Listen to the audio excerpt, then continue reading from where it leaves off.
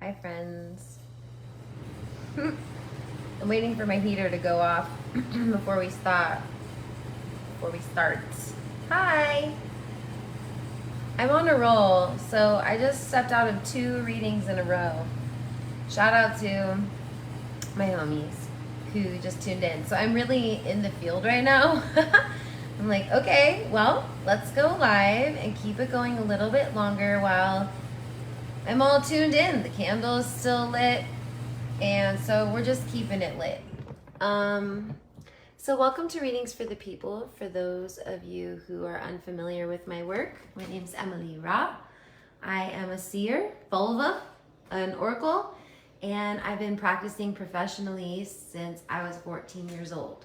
So over 20 years now, not to age myself. But I have a little bit of experience under my belt in this area. I've been doing Facebook Live videos for the last 5 years or so with great success and connecting with many people all across the world and doing this remote work. And I'm really grateful to be here today.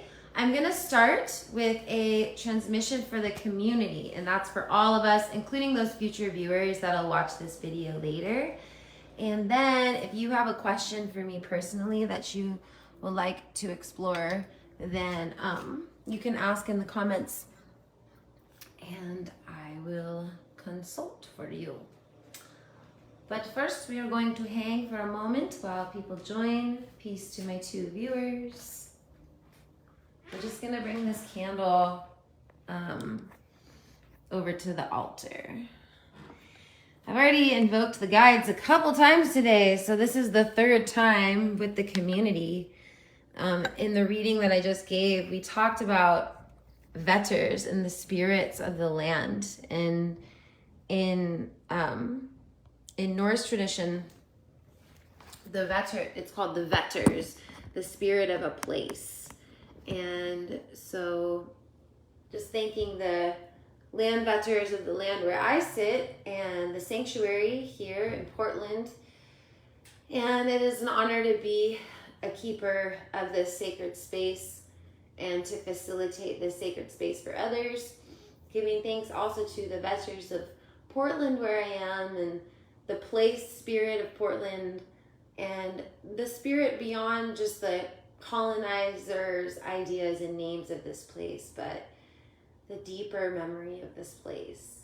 And I invite you to do the same, to, tune in with where you are in the world and the spirit of the land where you sit, and also the spirit of the greater place where you are. And so it is. And so actually let's go. We're on a journey together. We're walking together. Well, more people arrive too, but if you have a question for the cards, you can let me know in the comments box. What's up, Azrael? It's perfect timing for Azrael. So you found your way to the right place. It's also the perfect timing for those of you who perhaps are gonna watch this in the future. I have a feeling. So I just finished this reading here. Hi, Latanya. So I have, this deck is my first ever deck that I got. It was my mom's, and I learned on it when I was like 11 years old, and I've been reading from it ever since. And it was my mom's first deck. So this is like my very, very precious magical deck, which, side note before I get started, dude, I know people are casual about oracle cards these days, like especially these kind of like Alana Fairchild. They just put them out and everybody just touches them and leaves them out and stuff and gets them all kerfuffle. But I am not from that school, dude. Like, if someone came up and touched this deck of mine without asking me first, I would not like that. That would not make me feel good, because it's like an extension of my consciousness and even more my lineage, really, So I just want us to be aware as we move forward in this Aquarian age where everybody and their mom has oracle decks everywhere, to don't touch other practitioners' decks without asking first. if someone says, hey, what is that? Can I explore that? And you feel like, yeah, you know, then do it. But if not, if you're like, ooh, no, then don't do it. Anyways, side notes. I'm Felicia. Hi, Felicia. So we're going to read for Felicia after this community reading for everyone.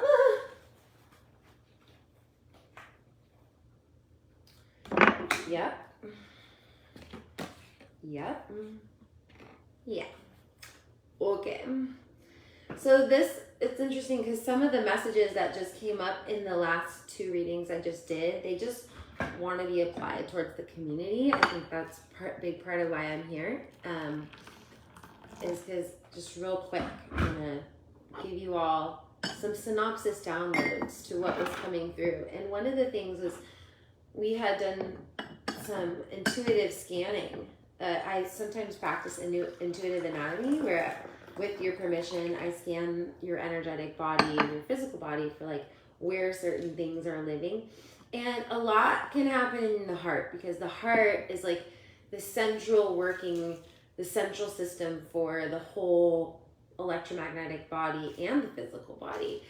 And we create, like sometimes we create cords in our womb or like in our lower chakra. Sometimes we're creating agreements with the other chakras, but the heart has, it's like I'm seeing all these roots, like tree roots that go into the heart, into the world, you know, and our heart creates emotional attachments, and it's beautiful and it's real, you know, and also needs regular tending. So it's kind of like cultivation. I think the human heart does require some cultivation, like a domesticated fruit tree would, where some wild trees don't need to get pruned to be at their healthiest. But because some trees have been domesticated so long over time, they need to be pruned and tended to regularly to bear the best fruit. And it's a similar metaphor for the heart and the cords and attachments that we create emotionally with others, or with places, or with things that need to get pruned so that we can focus the energy on what bears the most fruit. And that's why the Three of Swords comes in here, which is about separation. It's interesting, 3 viewers just joined. And this card can be like breakups, severances, but how I'm seeing it is really like clearing cords, contracts, and agreements, which was coming up earlier in readings. And I was actually, hopefully they'll watch this video. I'll keep their name anonymous just for the sake of confidentiality, but I'll send this to them because if they watch this, this is what I was talking about with the obsidian. So this is a beautiful obsidian blade that was, I was able to receive as a tool and trade for with Dana Wild from Crystal Keepers Apothecary. And it is not to pierce anything or really to cut anything. It is meant as a tool to clear and to perform psychic surgery. And I've had some past life memories about these come up in dreams and in visions. And it is one of my personal tools. And so I don't, look, if I'm clearing a cord in my heart, I'm not physically even like trying to cut it away or like pierce anybody or hurt anyone with this. This intentionally, how I do is I hold it kind of like in between my hands like this, and I'm in Ajna Mudra, my thumbs pressed together, and this part of my hand here is pressed into my heart, in that divot in my heart, holding the obsidian. If you don't have an obsidian to hold in your hands, you can still imagine that energy and hold that energy. And if you're wanting to live like your most aligned, free life and start new things, then the old things that we still hold on to, even unconsciously, are being called to be let go of and to fall away, which means also to grieve and to release them and relieve them. And I keep hearing from my guides recently, let them off the hook. Let them off the hook of your expectation to them to provide for you attention or energy anymore, because the tree of your heart, the branches are calling, they're calling to be pruned, actually, that sometimes pruning is healthy. Yeah? Because what comes of it is freeing yourself from feeling entombed and feeling stuck and feeling trapped, so that you can actually experience joy in this life. So you can actually feel kind of reborn anew with a new joie de vivre, so to speak. Make sense?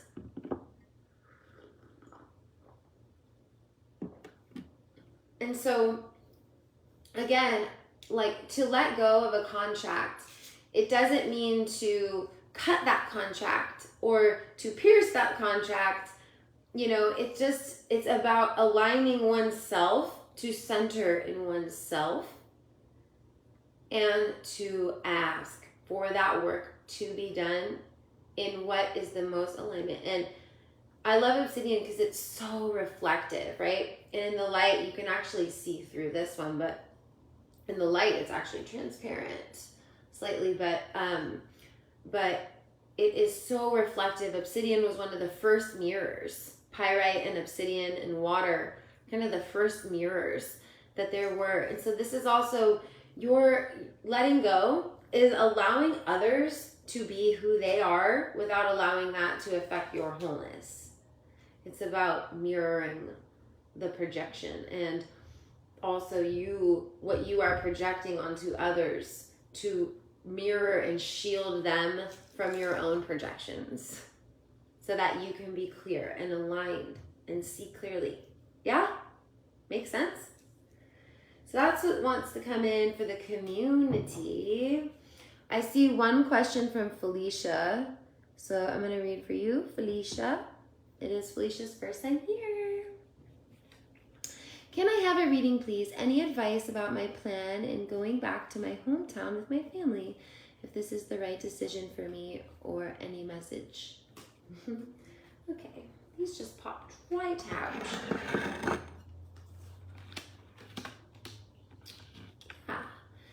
So, right decisions is a tricky question about what's right and what's wrong. You know, like, philosophically, there's things about that to think about with yourself, and from from a greater perspective, what the right thing to do isn't always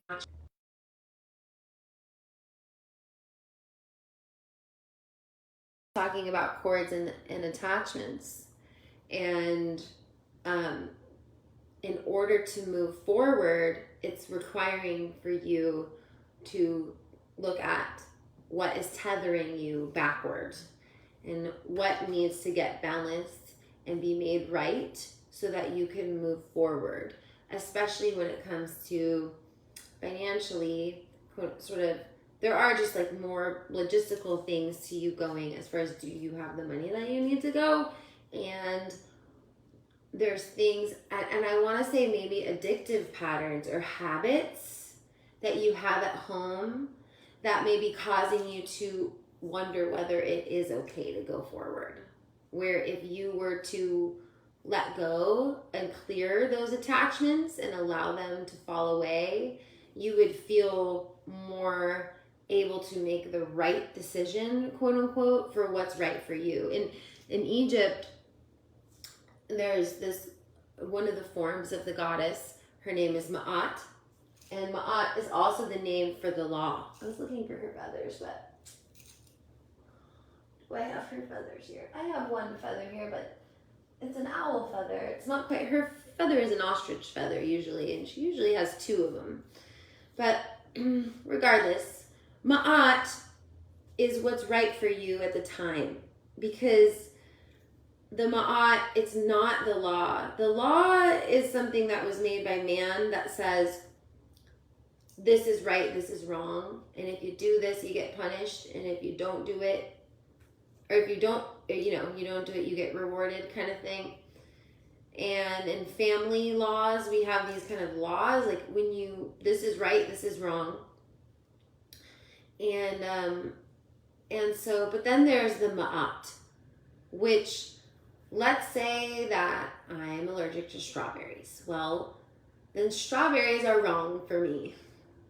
But if I am not allergic to strawberries and I need vitamin C and the leaves are good for my gums, then the xylitol in there is really good for my teeth, then strawberries are good. So are strawberries good or are strawberries bad? Like if I am working for Driscoll's and I'm getting paid shit wage to spray pesticides on fields down in California, which is a true story, and boycott Driscoll's because they should treat their workers better than that,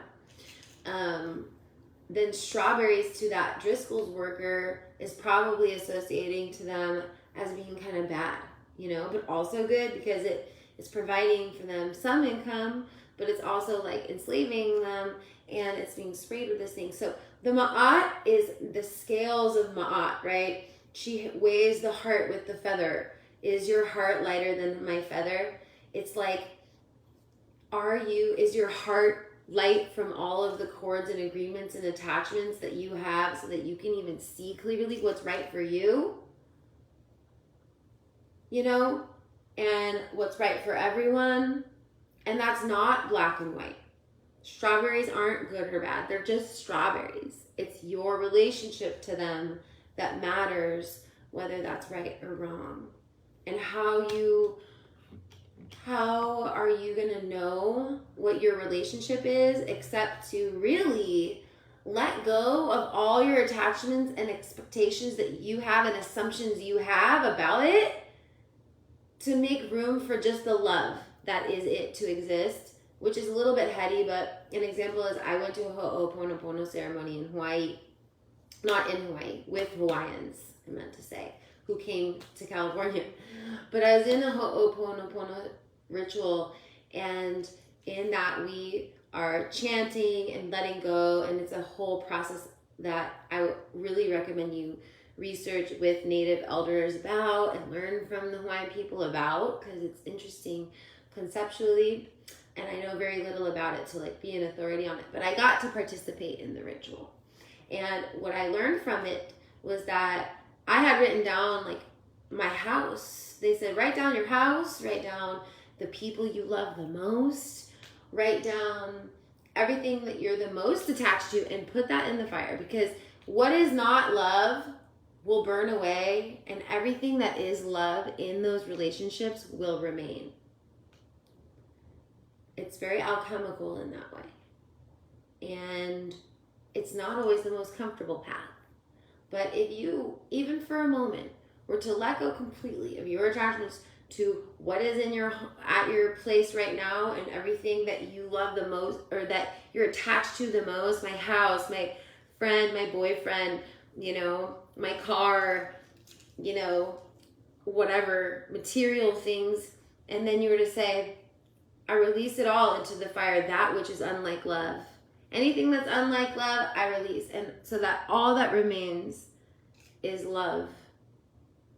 And when I did that at this ritual, a couple things happened. First of all, something was revealed. My housemate at the time came with us last minute, and he was pretty baked on dabs, and he was sitting there, and it was totally quiet before the ritual, and he just goes, his phone rings, and he goes, motherfucker. Sorry, excuse me for cursing into the space, but he said motherfucker so loud in the middle of the ceremonial space, and I immediately was like, whoa, that felt really off balance, and I felt kind of honestly embarrassed that I was going with him. And then I put my house in the fire. Anyway, 3 days later, I got offered another place to live, and I moved out of my house unexpectedly. I was not planning before the ritual to move, but it was a place that was unlike love. There were things about that motherfucker energy. No offense to my past roommate if he watches this, because it's all love, but it wasn't compatible, and I was attached to it because I couldn't see the future. So at the time, and so I didn't want to make the move, even though it wasn't like love. So if you want to be like really live a fulfilling life, sometimes you gotta be brave to be like, actually no, this thing, it feels dissonant to me. It could be a relationship, a home, a work, a job. It could be a thing in your body, like your health, that you know is like feeling dissonant to you. How can you let it go? And that doesn't mean you have to cut it. It doesn't mean you have to strike it. It doesn't mean you have to pierce it. It doesn't mean that. All you actually need to do is get centered and get aligned. Like, hold the blade in your mind. Use your mind, Jedi. Use your mind as a tool to bring yourself into balance.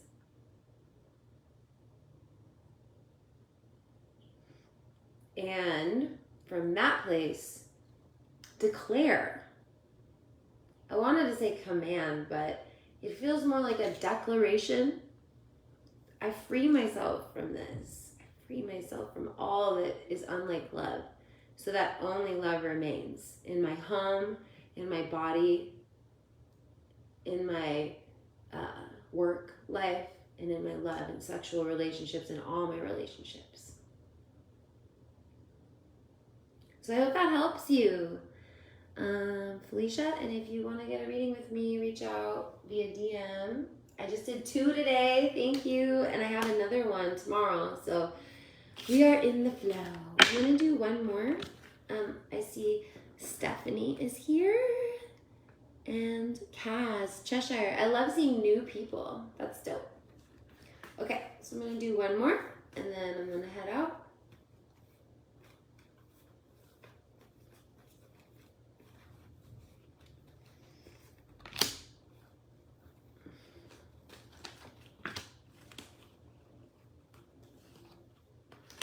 Yeah, so this is no coincidence that you found this video, and I might restart it too, because I feel like a lot of the energy is here for you of releasing, letting go, like ending, being willing to end things that are ready to end. And we resist that because we don't want to do the grieving that's on the other side of it.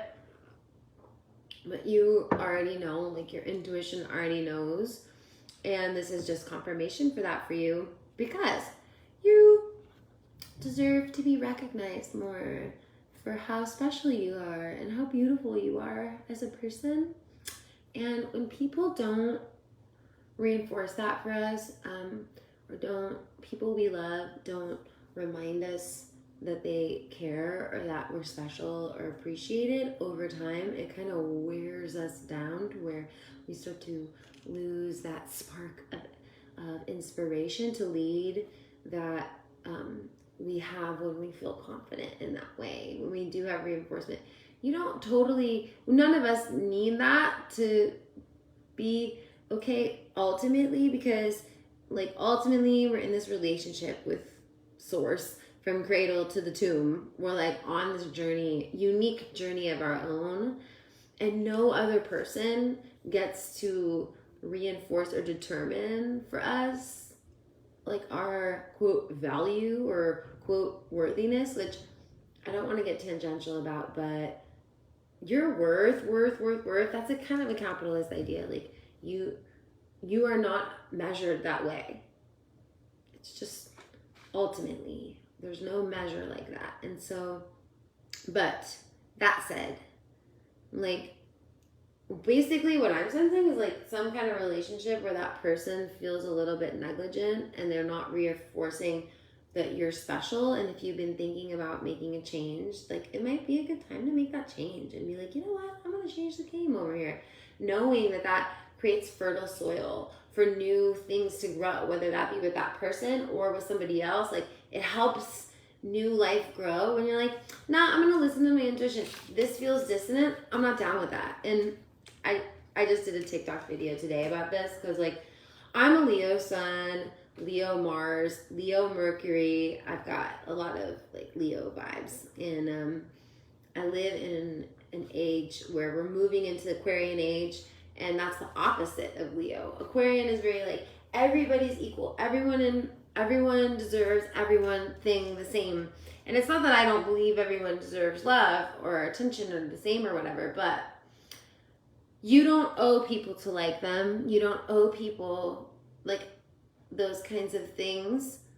You know, like people pleasy, martyrdom, unhealthy attachment stuff is when we start to run these programs like,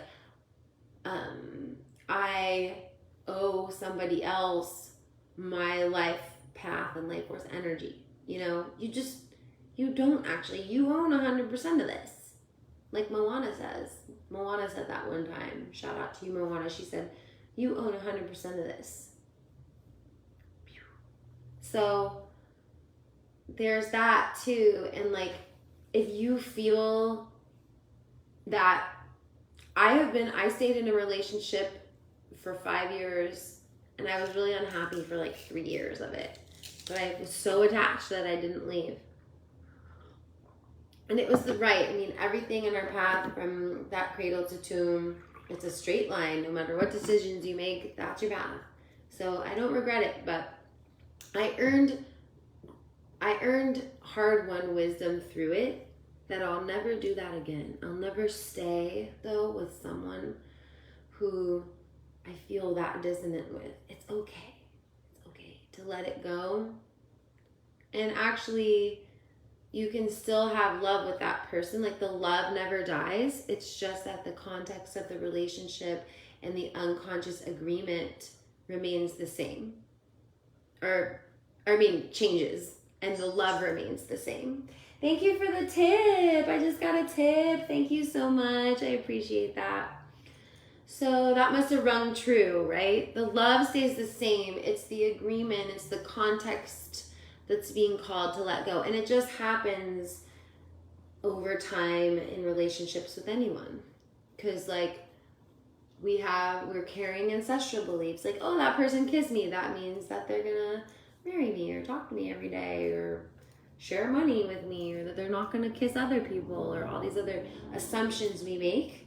So like all those things get built up over time in relationship, you know, and sometimes it's just like, what does it feel like to let go completely of that and just free ourselves from that and be present with what is present in the moment, with how we're feeling and that other is feeling. And even for a moment to just be liberated from that suffering and just feel joyful and just feel okay. You know? So that is the transmission. I don't want to make it too long-winded. Feel good? Feel inspiring? I'm glad this has met you, my beautiful viewers, in the present and the future. And I'm grateful to just be in this flow. I've been reading now for like a couple hours, since 11. I've been channeling, so just channeling the flow. And so I'm going to take some time now to wind down. And thank you for the donations, and I pray these messages meet you in peace and at the right time. And I'm seeing more questions coming in, so you can send me a DM if you'd like a private reading, or please follow me and follow my videos so that you can be notified the next time I come around. Okay, blessed be.